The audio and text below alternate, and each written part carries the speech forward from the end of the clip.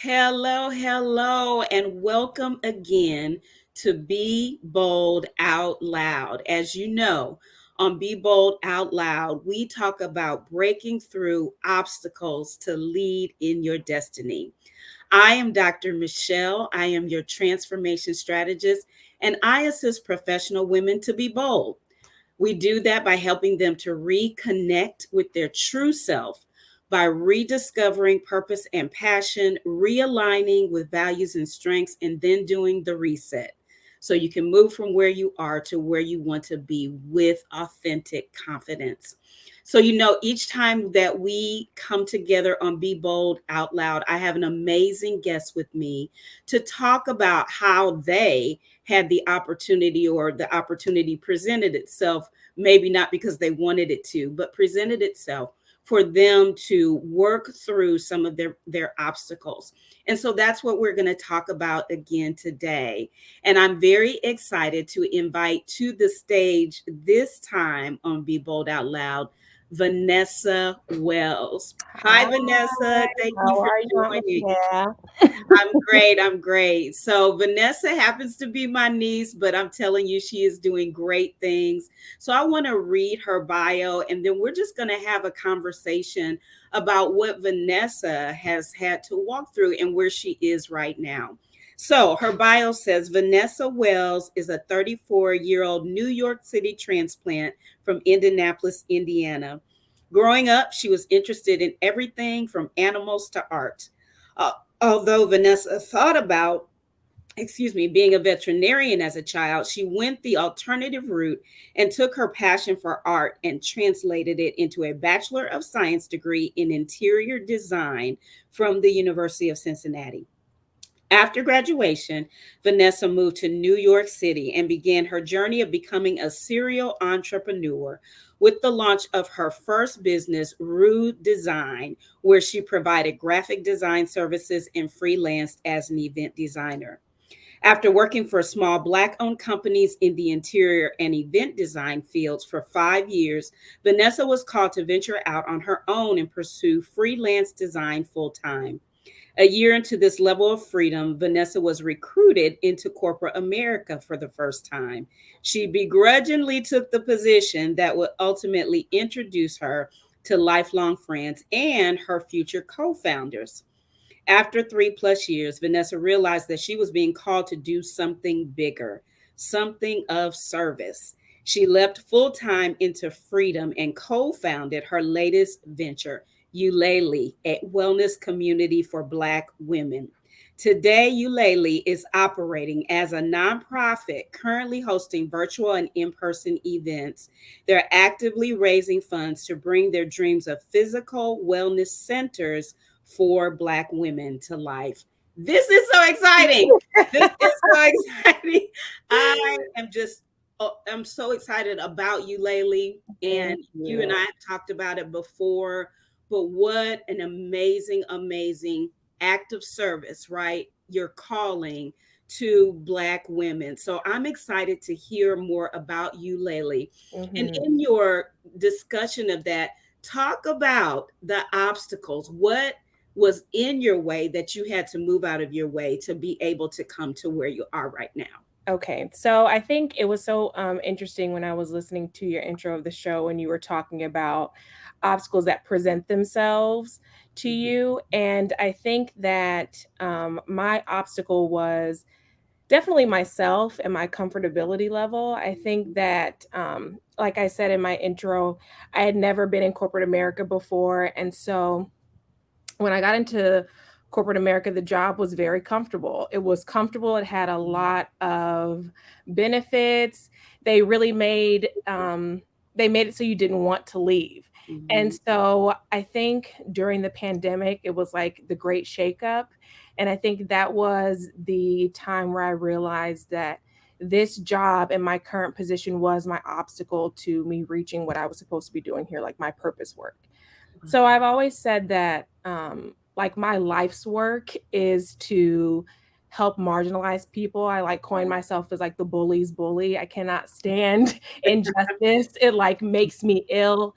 And Yes. so I feel like there are so many marginalized groups that are experiencing injustice, and Black women are one of the top groups of people at that list. So when I was working in corporate America, I was just really starting to feel like physically ill being there. It was like a push, like you have to leave. It felt comfortable in a lot of ways, but I knew that I had to move on. And so there was so much going on. It was right around the time where the pandemic really started, and so we were all about to start working from home. And I just was feeling like uneasy, just feeling a little bit unsettled. And so I was like, I probably should seek therapy because I just think that there's like imbalances that I just need to sort out, like emotionally. Mhm.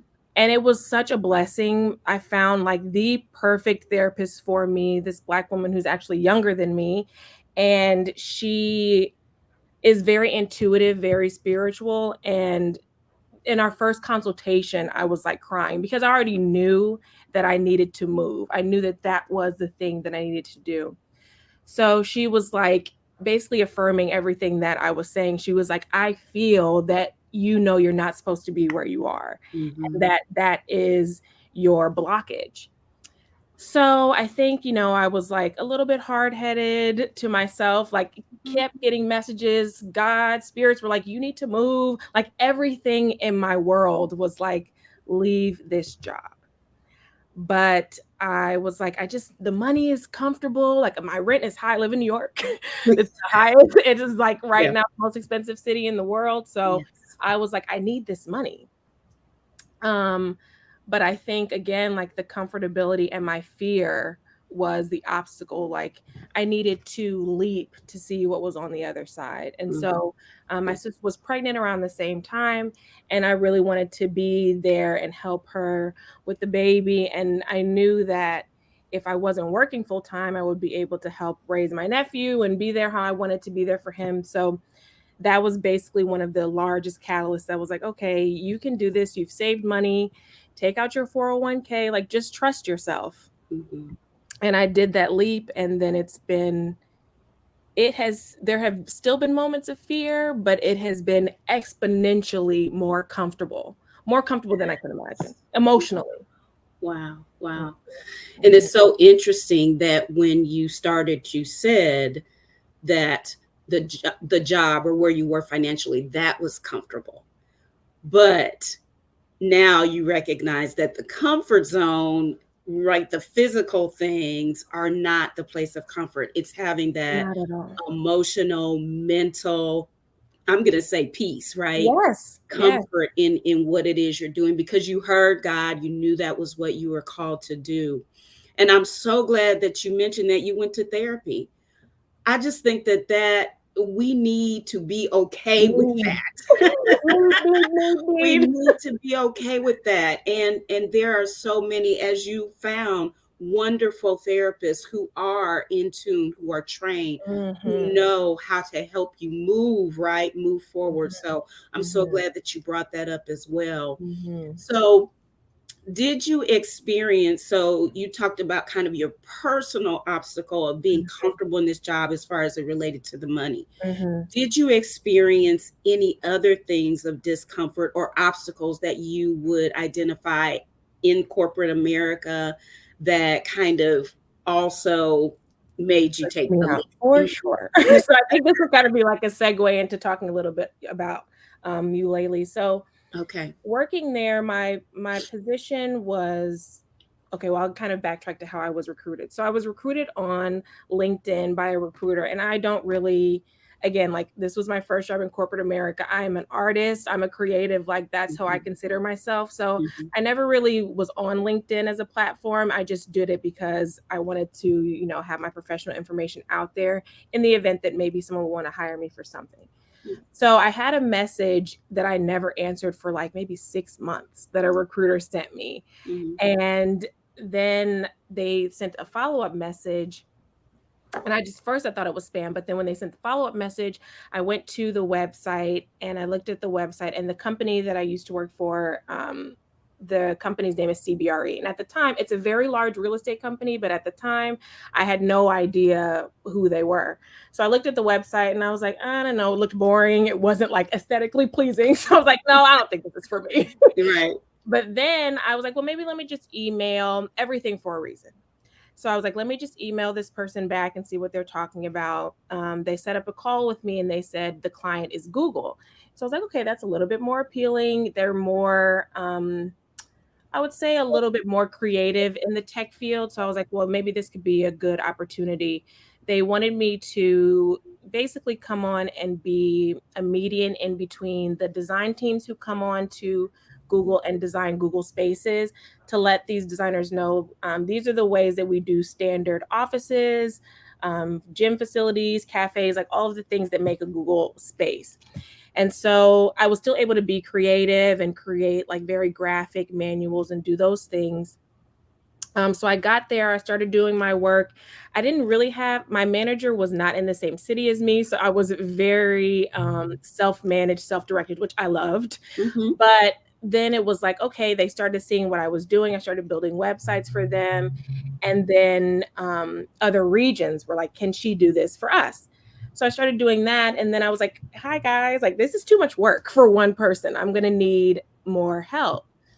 So at the time, they're like, well, we can't really give you more help, but we can give you more money, which at the time I was like, okay, I'll do that. And that was working for a while, probably a year or so. And then other places around the globe wanted me to do that for Google. And then it became way too much. I was working way longer than I wanted. And I've always had a really good work life balance. I've never really overworked for Mm-hmm. anyone else. Like I've overworked for myself and my own passion projects, but for other people, it doesn't sit right with me. So when I started doing that, I was like, something's not right. So I would start creating presentations to prove why I deserved a team or proved why I deserved more money to do the work that I was doing.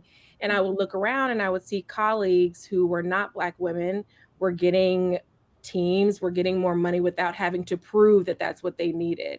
And so I felt like, okay, this is not fair. I know that I'm doing good work. I have good reviews. And so I'm not understanding why I'm not being treated the same way as my colleagues.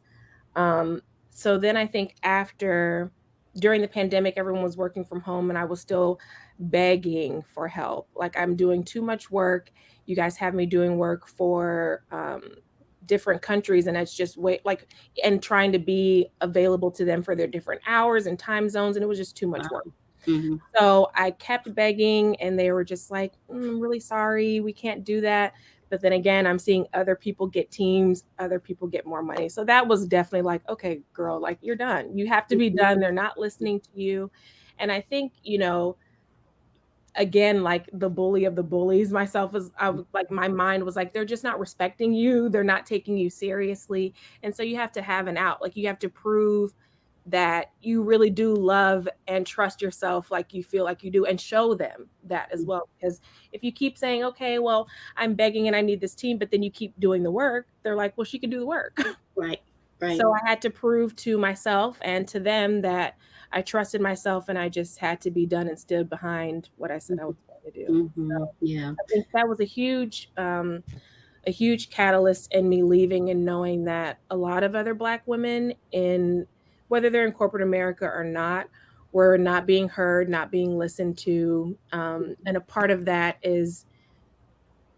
of knowing that you're not being listened to is trusting yourself. So in the beginning, you were talking about authenticity, and that's Mm-hmm. something that is like so important to me. And I think that helping Black women find who they really are truly helps them Mm-hmm. be able to stand in, 10 toes down in what they're supposed to be doing, whether that's in life or work, career, and family relationships. So I think Mm-hmm. that's sort of how Ulele was birthed, in helping Black women realize their value and like taking the Yes. beat back to rest and figure out who they are so that they can, work through this life in successful ways. So, Yeah.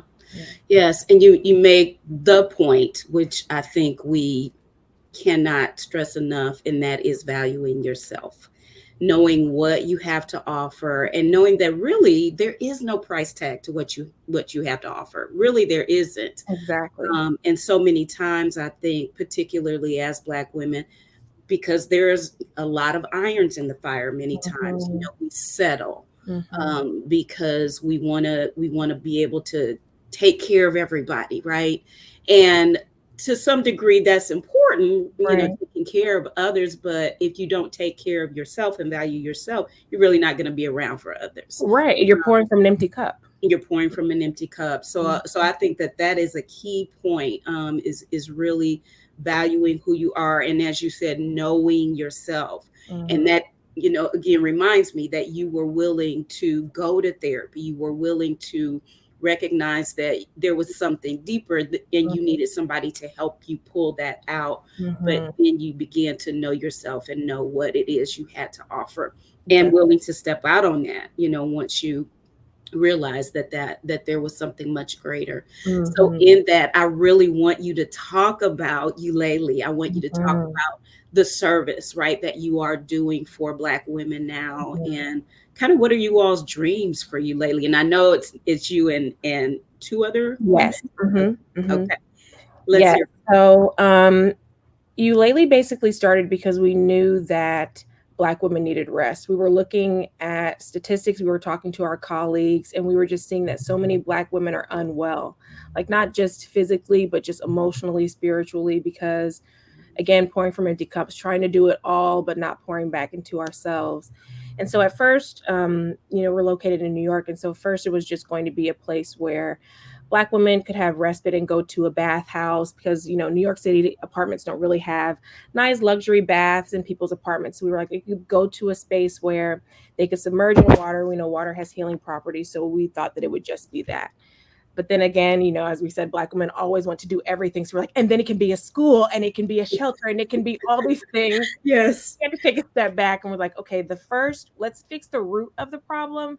And Mhm. then we can get to our dreams of what we want Eulalie to be in the future. So we decided that we were going to focus on rest as our core solution to help Black women.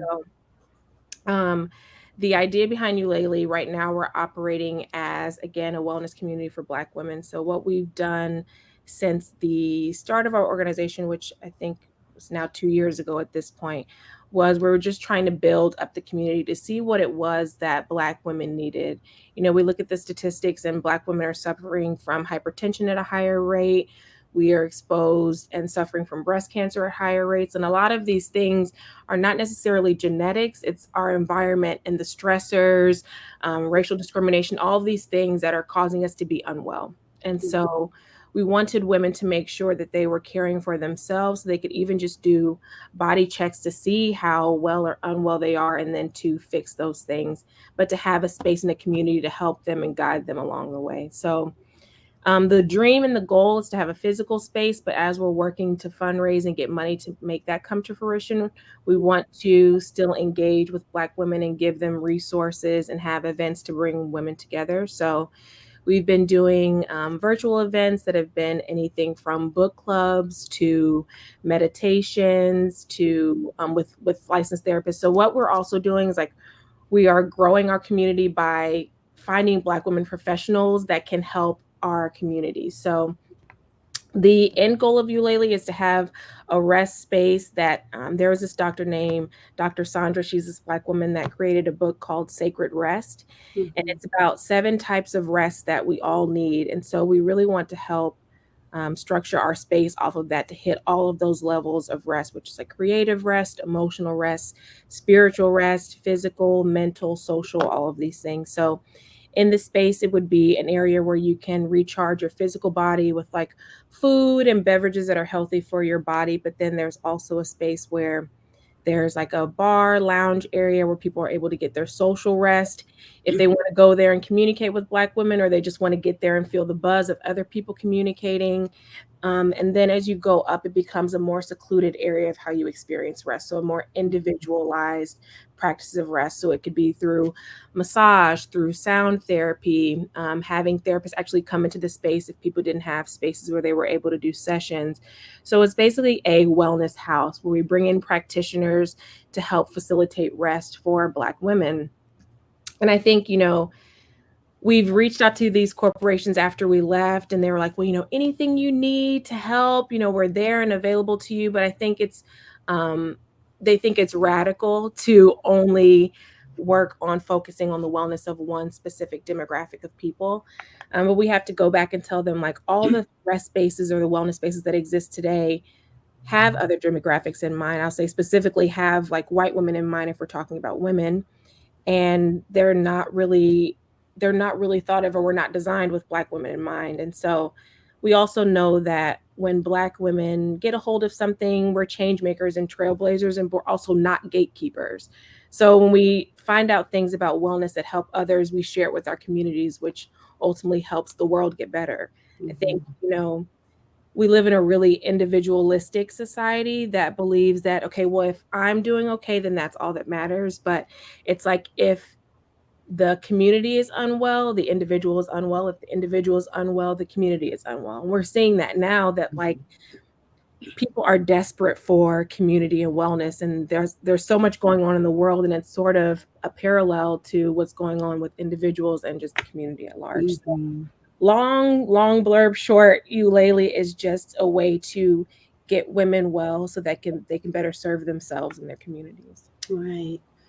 Wow, it sounds amazing, amazing. And I know you said you're doing virtual right now because you don't Mhm. have a physical space. So how far is your reach? Are you reaching, the nation? Are you reaching, internationally? How far is your reach? Yeah, currently we're reaching the nation. So we've had a couple in-person events here in New York, but I think the community is larger in our virtual space because it's just, we have a larger reach. So we've done about maybe 4 or 5 virtual events. And again, like the book club, stretches, meditations. So those have really reached people that we didn't even know, like people that are not in our networks that have found our events Mhm. on Instagram or Eventbrite and felt like, they were called to Mhm. attend. And the feedback that we've gotten really lets us know that we're on the right track. Like we Yeah. know that people want to be well and black women are seeking community. There's a phrase that people are talking about that people are really trying to find a third place. People go to their homes, people go to work, but they need something else to fulfill this sort of emptiness or lack of community. And we think that Eulalie is doing that virtually, and then we know that in the future we'll be able to do that in physical spaces. Mhm. Yeah. I absolutely love it. Mhm. Wish I lived in New York so I could be We're there. gonna come. Don't worry, I'm sure we're going to be like we want to franchise this thing because we know Black women need it everywhere. And Absolutely. even if we just tap into other people's businesses and say, here's a retail portion Mhm. of the daily, or here's just the wellness services that you can have in your space. We know it's needed everywhere. And there Mhm. are people doing the work. There are other people who are focusing on Black women's wellness, but I think a lot of people put in like the work aspect of it. Like here's a co-working space where you can get your work done. Mhm. And we want to take that part of it out. Work is important, but if you're not well, you can't do the work. So, Yes, you absolutely. have to be well first before everything else. Right. And you shared about, the statistics as it relates to our actual health issues. Mhm. And all of that is when the stress is piled on, the immunity system isn't working the way it needs to. And rest is critical. And we become such a busy people. We always want to be busy and we wear busy Mhm. as a badge. And Mhm. and at the end of the day, busy is not healthy, It's right? and not. and it's not a badge that you really want to wear. The time management is big for me, just making sure that there's space for all the things that you have to get done during the day, but Mhm. also the space for the rest, as Mhm. you're Mhm. talking about. So it Mhm. sounds like a beautiful, beautiful opportunity. Um, I have one more question for you, and then I'm going to ask you to give information about how people can connect with Sure, you sure. lately. Mhm. But I just wanted to know, are there, if you had to say to our audience, one or two, three things that you believe that it takes for you to push past, um, for you, corporate America, but whatever the obstacle is, what are those two or three things that you would suggest for people? I'm getting emotional. My eyes are watering, but I'm a crier. Mhm. And I'm getting so emotional because I know this message is so important. Um, you have to leap. you have to jump because it's just so much greatness on the other side. And Mhm. I think that um, you know, I was very afraid for a long time of a lot of things, and I didn't really know. My therapist helped me realize that that was the theme that I was carrying with me, and not just fear of the unknown about like greater things, but just generational fear, like just always being on guard, like all of these things. And when I really took that aspect, I'm like actively taking that aspect out of my life. It's just been so beautiful. Mhm. And it is difficult to leap when you don't know what's on the other side. Like, I owe so much money. I talked to you about it at the family reunion. I owe a lot of people a lot of money, but I have never been more happy in my entire life. I love it. And it's just to know that there are so many things in this, human experience that we know we need money to live, to survive, but there are so many other greater things that Mhm. matter. And when you put the focus on yourself, your wellness, your community, it's just the world blossoms. It opens itself to you. It presents so many opportunities every day Mhm. of how things can be better to prove that your dream is real and that it's going to come to fruition. So, Absolutely. yeah. Thank you. Thank you so much. Whew. This has been so good. This has been so good. And that was just such a blessing to my soul for Mm, you I'm to say glad. that, to take the leap. And I know that fear will shut you down, it will keep Keep you stuck. stuck. Absolutely. Absolutely. And how many times have we heard that the graveyard is the richest place in the world because Yes. so many dreams that died there, Mm, right? And creativity and things that people were supposed to do, but they didn't do mhm, it. And many mhm, times it's because of fear. mhm, So thank mhm. you so much for sharing that. Of Take the course. leap. Take Take the the leap. leap. Yeah, and I think another one is that, if God has placed something in your heart, in your mind, and if you're not spiritual in that way, your intuition, your inner voice, whatever that is your knowing. And if Mhm. that's placed in you, that means it's going to come to fruition. It wasn't just something that's haphazardly placed in your heart, your mind. It's going to come true. I think from a child, I've known that I was supposed to do something of service on a big scale. I've known that since I was a child. And Mhm. so when things come, when obstacles come, and it feels like, okay, God, like what's going on here? I don't know what's happening. I feel like I'm in limbo. I don't know what's happening. You just have to remember that if it was placed in your heart, your mind, your dreams, however it comes to you, however the downloads come to you, it's going to come to pass. And if you Absolutely. keep doing the steps every day, you will keep getting confirmation every day that you're on the right track. So, Absolutely. yeah, Absolutely. yeah. Well, thank you so much, Vanessa. So Yes. tell everyone how they can connect with you, Laylee. Yes, so we have a website, www.eulalie.com. Eulalie is spelled Euleli. So www.eulalie.com. You can also follow us on Instagram at Eulalie House, Euleli House. And we're also on LinkedIn, Facebook, so you can find us on any of those platforms. Please go to our Instagram, follow us. We have a lot of free wellness content on there. And Mm, also on our website, we have a lot of resources. If you go to the community page, you can literally click how you're feeling emotionally, and we will give you tools to help you just sort of try to get back to wellness as soon as possible. beautiful, beautiful.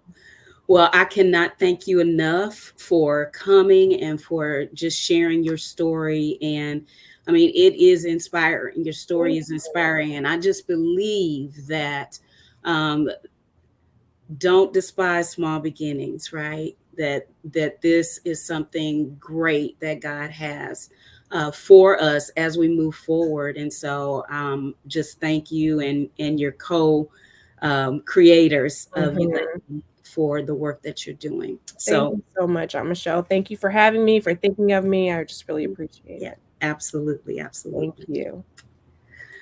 So I don't know about you, but this has just been such a blessing. Vanessa is a beautiful young woman, and I just pray that you hear what she said. Number one, that rest is critical, especially as Black women. We need to rest. We need to value ourselves enough to press through the fear and take the leap, like Vanessa said. So, if you need help, if you need a help in a way forward, I am here as well. And I would love to meet with you and talk with you about how you might be able to overcome your obstacles and really move into that place that you are designed and created to be, and move into that place with authenticity, recognizing who you are and that you are of great value to the kingdom of God. And so, thank you so much for joining again for Be Bold Out Loud. I'm Dr. Michelle. You can reach out to me at www.drmichellewells.com. Remember, the Michelle is with one L. And I would look so forward to working with you and helping you to become your authentic self. So thank you again for being here on Be Bold Out Loud, and we will see you on the next occasion. Have a great day.